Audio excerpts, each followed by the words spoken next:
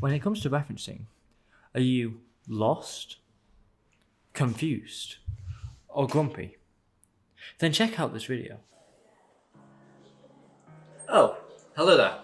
I'm Alex from the Skills team, and this week you asked, what resources do you have for referencing? Well, we would recommend one of two things. First of all, our skills guides, specifically the ones for referencing, and secondly, Cite them right. This is available either in book form or online.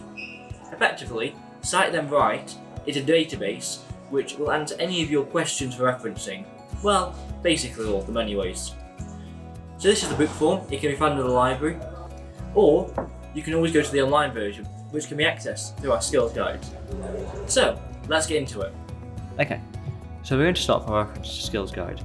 From here, just on the right, you can see the Access Cite them right button. If you click that, that takes you to the Cite them right homepage. So first of all, Cite them right has this basics column here.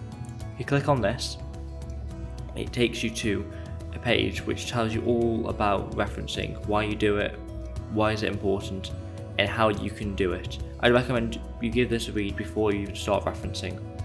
So it tells you things like setting out citations, how you can do it, how to quote, paraphrase, and summarise. These are brilliant, and it can actually shape the entire way you write just by reading these. And understanding what plagiarism is and how it happens so that you can best avoid it. So Cite them right is also really good because it can tell you about how to cite almost anything, so books, journals, all these columns. If you click on any of the columns, it comes up with a sub-column. So if you're printing books, for example, then it would take you to this little bit here. It tells you how to cite a printed book, pretty simply. This is now Scholar because this is the last thing I searched in.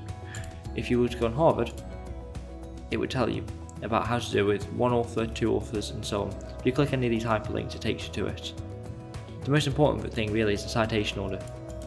But if you were to choose one of the examples, let's say 2 or 3 authors, it takes you to this. So here, you've got all the examples that you need, and you've also got this tool here, which can allow you to make a citation where it puts it in the right form for you. So let's use an example. So let's use surname, so let's use mine, initial, and there you have it. So I've just quickly typed in a reference and it's put it all in the standard form and it's italicized it for me. All I had to do is click on the bits that mattered and insert over the top of them my new reference. It can then email it to me, or you can simply copy it and paste it and put it into your work or the way that you store your references. So this was the same thing for journals too. If you were to click on there, it tells you everything you need to do. And again, you can use the citation maker tool and it can make them for you. If you aren't using Harvard, you can choose any of these options. Let's say you wanted to do something and you couldn't quite find it.